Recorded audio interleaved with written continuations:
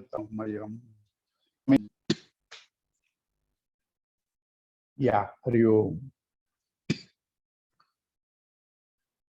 See, evolution means there's something there already. It is evolved, is it not? If something is not there, it's a creation. It is not an evolution. So science also talks of evolution. Religious people also talk about evolution. Historical people also talk about evolution. That means what? You have something highly potential in its content, which is now involved into lots of garbage. To bring it out is called evolution. To bring it out is called evolution. What are the signs of evolution? Greater power.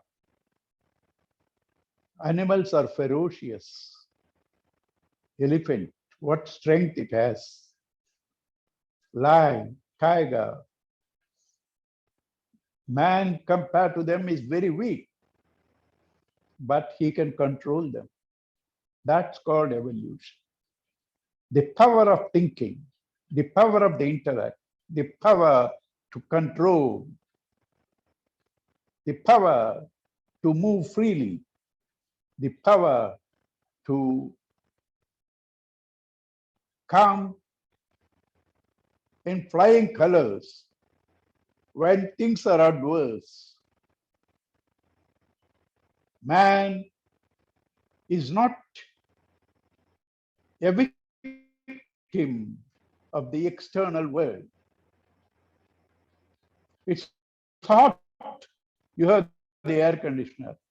It's cool, you have the heaters, right? So man has this power, potential in him, discovers what he wants, and thus he establishes his own superiority over the external world of change. This is called evolution. Because if you are going to create something, what is created cannot be perfect. You see, we have every year Apple bringing out Apple 5, Apple 6, Apple 11, Apple 12. Why? Because there is always a scope for improvement. It will never be perfect. And you know the irony, the more sophisticated the equipment, the more problem it gives. Right?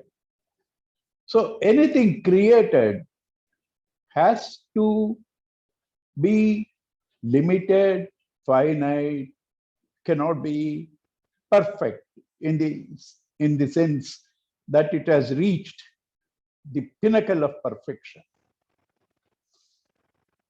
And it always has its side effects. It always has its side effects.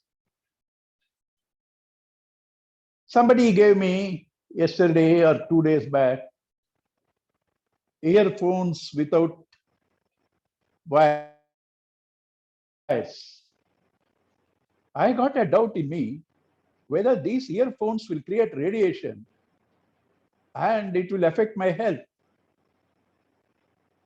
Whether this does or not, there are many such things that happens through these finite discoveries. Of course, that doesn't mean you should not. You should, but you should also know how to keep your relationship with them. They are to be used.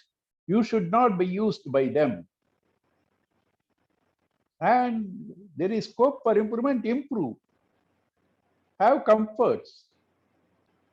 For sleeping, There is no definite rule that this will give you sleep. With all comforts, a man comfortably is sleepless. With no comfort, somebody snores. And when they sleep, the sleep of the king, the sleep of the beggar, the sleep of the saint, the sleep of the sinner, the sleep of the poet, the sleep of the illiterate, there is no difference.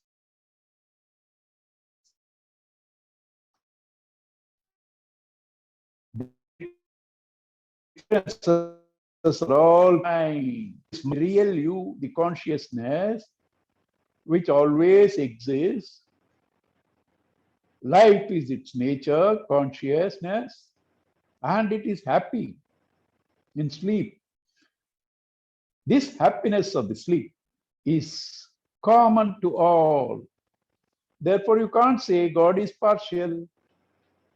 What is essential? Total security, total power, total happiness is given to all equally. We ignore this, try to focus out, having thought that I'm the body, then I look at other bodies and then develop likes and dislikes. This is called the mind. This mind always divides. This mind always compares. This mind is always, judging. And therefore, with this mind, you cannot be completely secured and happy. You have to go beyond the mind. What is beyond the mind? Sleep. In sleep, there is no mind. You are in a state beyond the mind. Oh, shall I sleep all the time? No. Bring that state of sleep into your waking. How? What did you do in sleep? You disconnected from the mind. In waking also, you objectify the mind. You disconnect from that. You make it like your mobile. Use it. See it. Do not think you are the mind. Now what do? I am angry. Means what? You think you are the mind. I am hungry. You think you are the body. No, you have a body, you have a mind, you are different from the body, you are different from the mind, you are blissful, conscious existence. Immortal, no death. Conscious, all the time in sleep also, I have no thoughts. Blissful, happy when there is no mind. Existence, you always exist. This feel secured and happy, like in sleep, and then use the world and have comforts. It's nice to sleep in an air-conditioned room, in a king-size bed, with a fridge with chocolates, nice. But with all that, if your mind is clumsy, you can't sleep. So sleeping is priority, comforts are secondary, but why not have comforts and sleep? It is intelligent.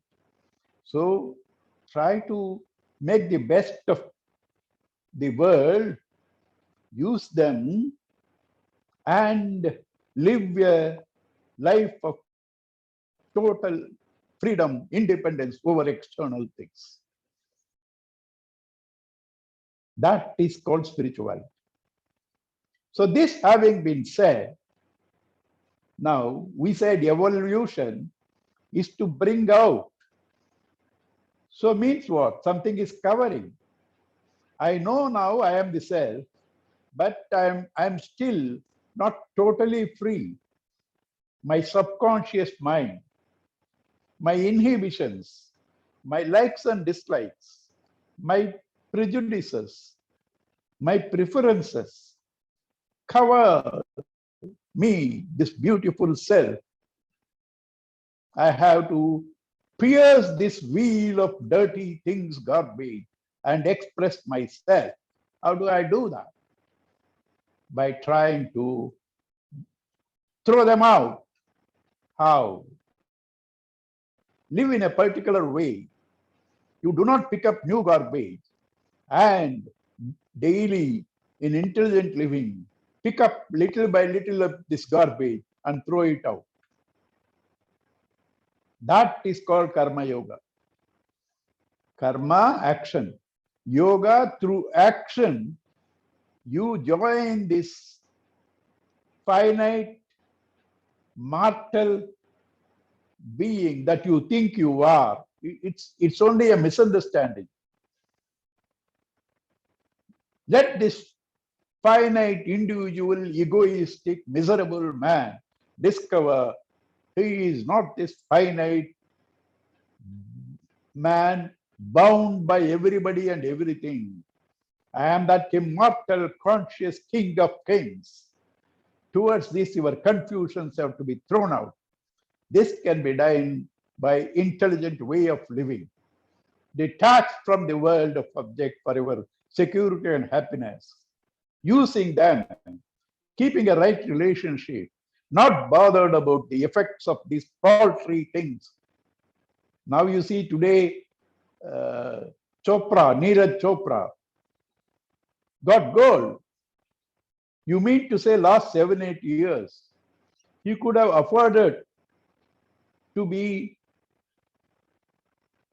carried away by somebody praising him or somebody telling it's all useless, you are wasting your time. You should do something better. You think you are going to get gold. All these criticism will be there. The fellow has to ignore all that. He has to ignore his overeating because he has to keep the body disciplined. He has to ignore small pinpricks of life. He has to ignore emotional imbalances. Otherwise, you cannot reach where you are. Having ignored all of them, having not bothered all of them, having focused on one gold medal, today he will have all that he missed.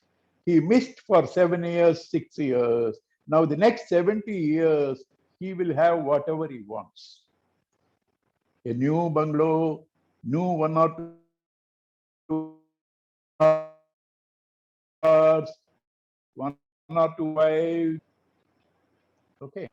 So that is the man who masters his mind, who is not carried away by sukha and dukkha, pain or pleasure, labha, gain or loss, jaya, ajaya, victory or defeat, honor, dishonor, all he ignores, focusing to the goal. Once he reaches the goal, he is the King of Kings. I am told I am God, and I also believe I can be God, knowing by my sleep experience. Therefore, that's my focus. Focus to that, ignoring all the paltry things of life, living the right life. You bring the garbage outside and don't add new garbage. This is called Karma Yoga. This Karma Yoga, when you live, you become a master, and such a master is called a master who is not perturbed by paltry things, and that's called Sthita Prajna. Prajna, intelligence. Sthita, steady. He is not disturbed by small things. People say, do this, you will get that, do this, you will get that. He is not worried. He doesn't care because he is full in himself. He is rich in himself. He doesn't want small things. He doesn't. So this Sthita Prajna is the ultimate goal of life, wherein you are no more confused. You no more have any wants. because you are full. You are a master. This Sthita Prajna, but cannot be had by one who allows himself to be mastered by the world. He has to have self-control, sense control. So this portion we are going to take is the portion where he gives us the description of this perfection called Sthita Prajna, the means to reach it, the problems, the obstacles that deny you this state. And it says that indulgence, sense indulgence is harmful. It prevents you from this happiness. And then it says, how do you get that? Become devoted to your goal or devoted to God. Devoted to goal or devoted to God. Then leave all paltry things, renunciation. Contemplate, sit in meditation. And that all topics come in this 18 verses of Sthita Prajna. Beautiful portion. Gurudev says, in painting, you can see momentum, but you cannot see the fourth dimension. In sculpture, you can see 4 dimensions, but you can't see movement. In word painting, you can see both. That word painting, the master painter is Sri Veda Vyasa. The master exponent is Swami Chinmayananda. He not only spoke in his days, he is speaking to thousands and thousands of people even today. So that portion, Sthita Prajna portion, 18 verses, the best of poetry anywhere in the world, with classical examples, unparalleled examples, has been the prayers of Sri Mahatma Gandhi. Every day in his prayer meetings, he used to chant these 18 verses. They're so beautiful, so complete. 18 verses tells us what's our problem, how to get over them, what's our goal, what is the benefit of that goal, what is the state, what is the state of mind in that goal, and why should you say control senses? What is the benefit you get out of controlling senses? Where do you get your happiness? All that is said in these 18 verses. Let us go through the text now. Arjuna asks, because Krishna said, concluded the Karma Yoga, that a man who has evolved is a man of steady wisdom. So Arjuna asks now, Arjuna uvacha sthita pragnasya ka bhasha samadhistasya keshava sthitati kim prabhaseta kimasita vrajeta kim. He says, you were talking about a man of steady wisdom. How do you define him? What's his state of mind? What is his state of his intellect? What is the state of his reaching perfection, samadhi? How does he move with others? And when he is alone, how does he respond to the various challenges of the opposites that come to him? Sthita pragnasya ka bhasha. Bhasha, definition. Sthita prajna of the Sthita prajna. Samadhi, the state of meditation, the highest state of peace, this state where the mind, intellect rest on the self. Keshava, Keshava, one who removes sorrows. Sthitadi kim prabhasita, this man of steady wisdom. How does he talk? Does he talk at all? Means how does he move? How does he respond? Kim asita, how does he sit? That means when he is alone, how does he behave? Kim brajeta, how does he move in this world of tempting disturbing experiences. Kim Rajeta, Kim. Bhagavan answers, but not directly, because Arjuna's questions show the lack of understanding of the depth of the spirituality. So those questions, you can't say you are a fool, then he's closed. He won't listen. You can't answer them directly. So Bhagavan starts answering these questions, and in a way that Arjuna will get the message. Sri Bhagavan Prajahati yada kaman sarvan partha manogatan atman yevatmana tustaha stita prajnastadochyate. Stita prajna, man of steady wisdom, is said to be a man whose mind is quiet and calm. How the mind is disturbed by your desires. You think desires give you happiness, but they do the opposites. When you desire for a thing, you desire only for a thing that you don't have. Naturally, there is agitation, I don't have it. There is anxiety to get it. And in getting it, there are a lot of competitions. Therefore, there is friction, anger. Having got them, lot of other people wanted to knock it off. Insecurity and fear. When through desire you really can have a happy experience. Through desire you can never have a happy experience. It only takes away the peace that you are. Desire belongs to the intellect. In sleep, the intellect is not functioning. You are happy. On getting up, you are disturbed. Why intellect comes up? It is this intellect that says, you don't have this. If you get it, you will be happy. This is the mischief of the intellect. It tells people, get married, you will be happy. This is the mischief of the intellect. All the people say to me, sir, you have done the right thing. When they are in a good mood, they confess.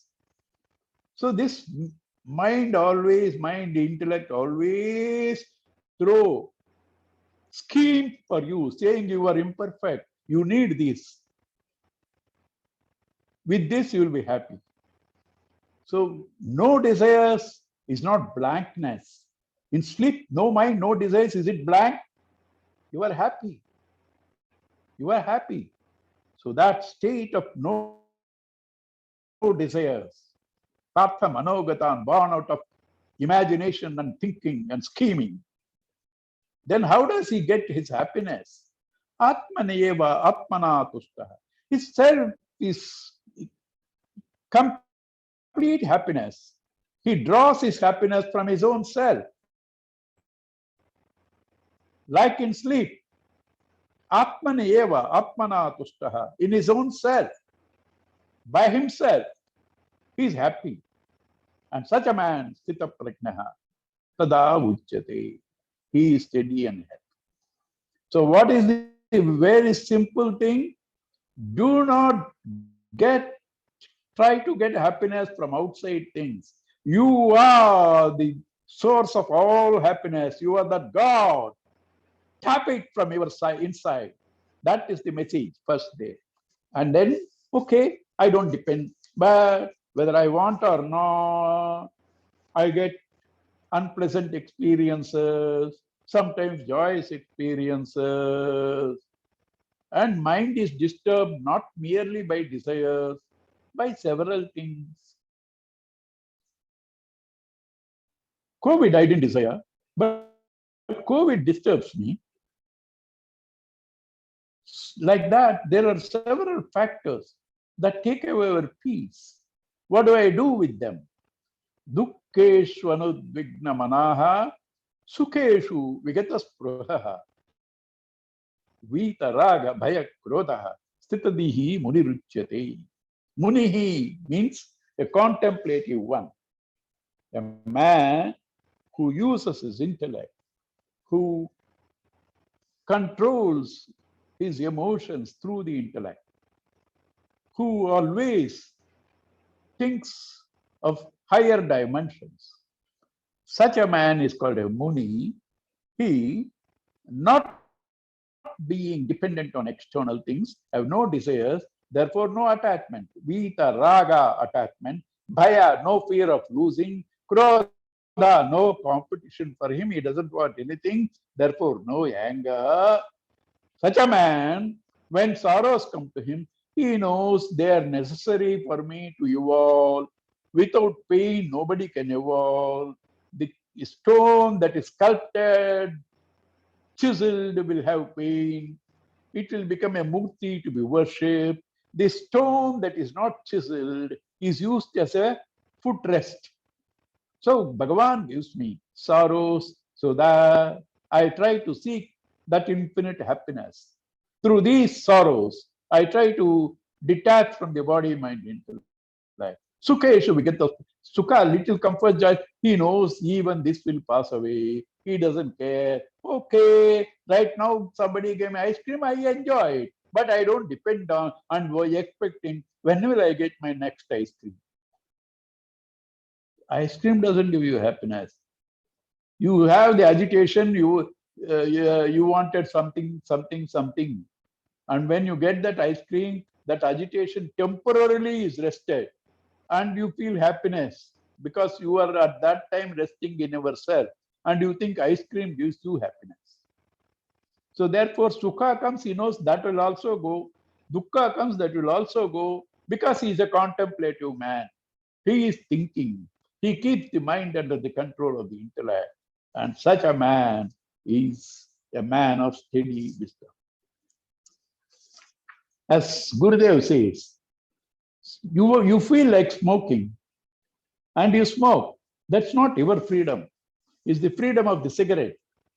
You feel like smoking. You say, I won't smoke. That's your freedom.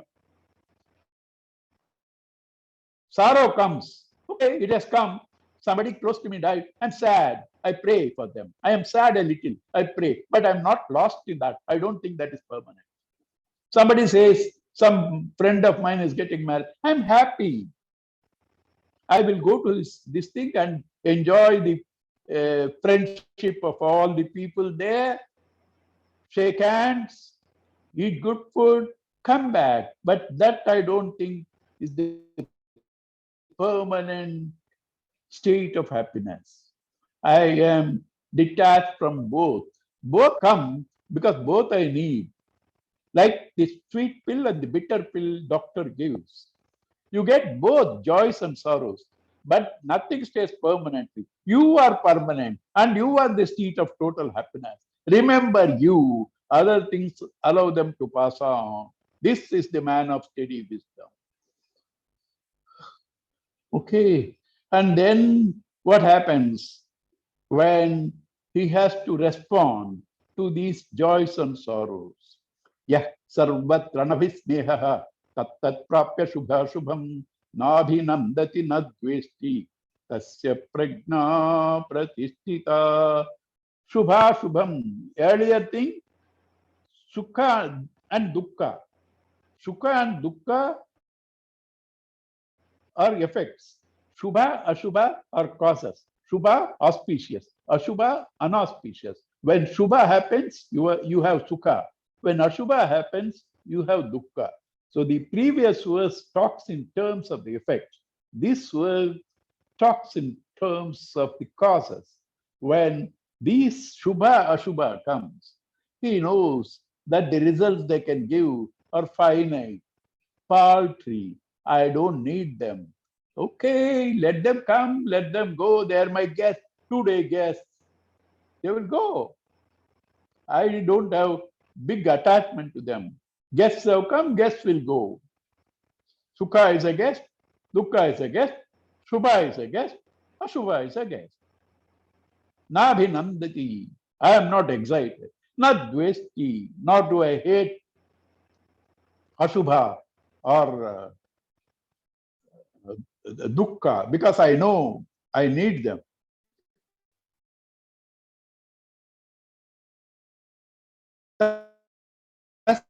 the prajna, it's all right, but I don't want sukha and dukkha. I don't want to.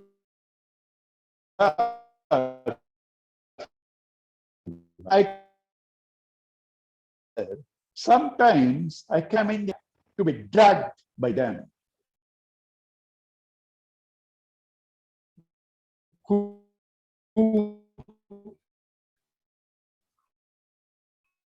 loot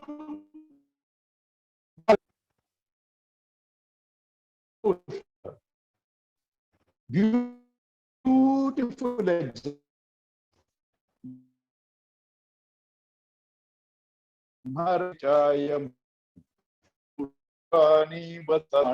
In water, on land.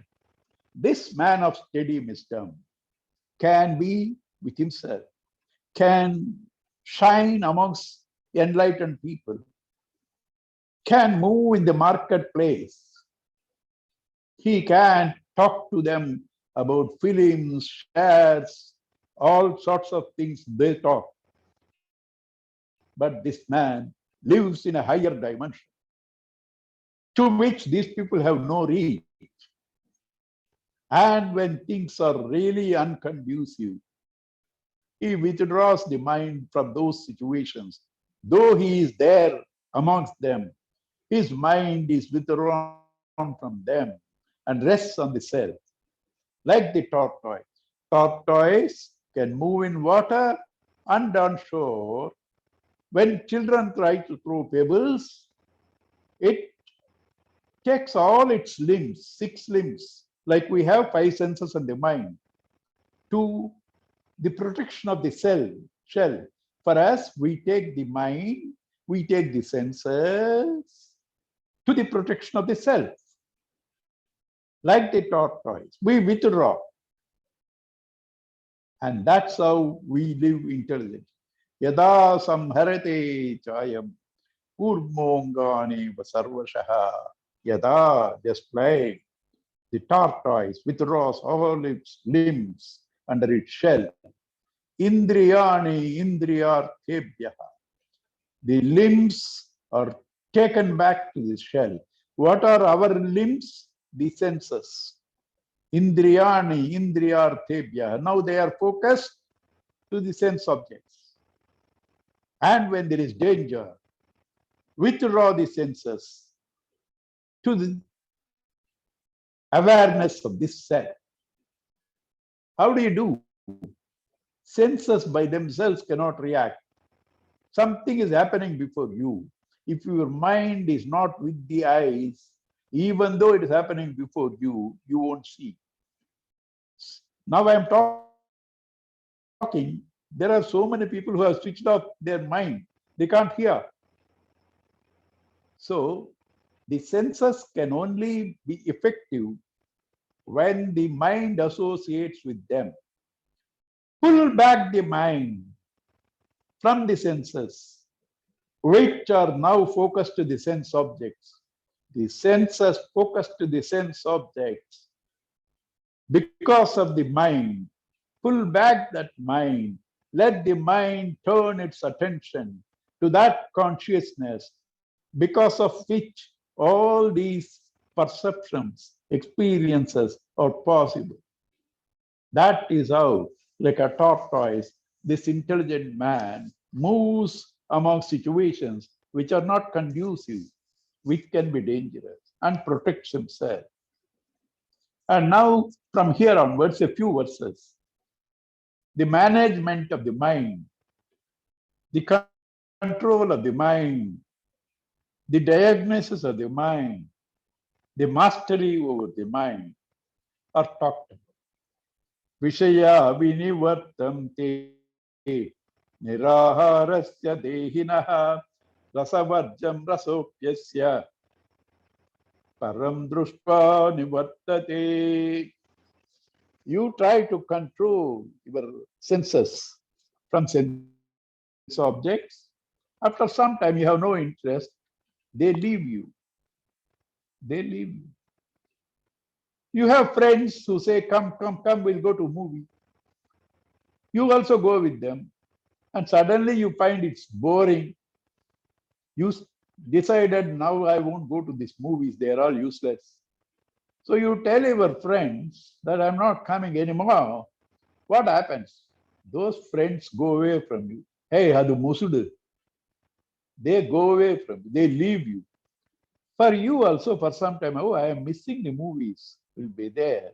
But after some time, when you are experiencing a greater happiness, because of the mind being used in a more productive way than movies, at that time, even the taste for movies drops down. So too, these senses that are pulled by the sense objects, for some time, do not feed them with sense objects. Live in moderation. And then slowly the sense objects withdraw from you. You become a master. And finally, you have no taste also for them. That's the way to control the senses. And now he says, Yatato hyapi kaunteya purushasya vipaschitaha indriyani pramatini haranti prasabham manaham. There is a certain thing to be noted here. The sense control is neither too easy nor impossible. It's not too easy, but it is possible. Many things in our life, not easy, but don't we do? Passing mathematics in +2 is difficult, but we don't leave them. Several things. Playing cricket is not easy. We take that. Doing exercise is not easy. We do that. Running a family is not easy. We get into that mess. Several things are not easy, but we do take up because that's good. Sense control also is not easy, but possible, and you must take up because these senses are looting away all our happiness. So he says, as a word of encouragement, don't worry, you don't say I am not able to control. It's difficult even for wise people. That doesn't mean you should leave controlling. It's difficult for wise people also. Therefore, if you achieve that, you become wiser than the wise. When it is difficult even for the wise people, when you master, you become wiser than the wise. So should you not get that situation where you get the gold of gold? Yatatohyapi kaunteya, even though they are straying, purushasya vipastitaha, these intelligent people, indriyani pramatini haranti prasabham manaha. These senses loot away the mind. So therefore it is difficult. So what? You must control them. Tani sarvani samyamya yukta asita matparaha vashe yasyendriyani tasya prajna pratishtita. So what you should do? Tani sarvani samyamya. These difficult senses, samyamya, controlling them. How to control? Have a greater goal. I want something permanent. I don't want stupid things. I want that happiness. Mat paraha. That mat is that happiness inside you, which you call it just God. Devoted to God, devoted to that consciousness, devoted to that total happiness. Right? You try to control them. Mat paraha. Right? Tani sarvani samyamya yukta asita matparaha vashehi yasyendriyani tasya prajna pratishtita. One whose mind is turned towards that higher goal, he becomes disinterested in the sense object, and therefore his intellect is steady. His intellect is steady. right? We'll see next class, okay? Right? I get out and you be happy, have discussion.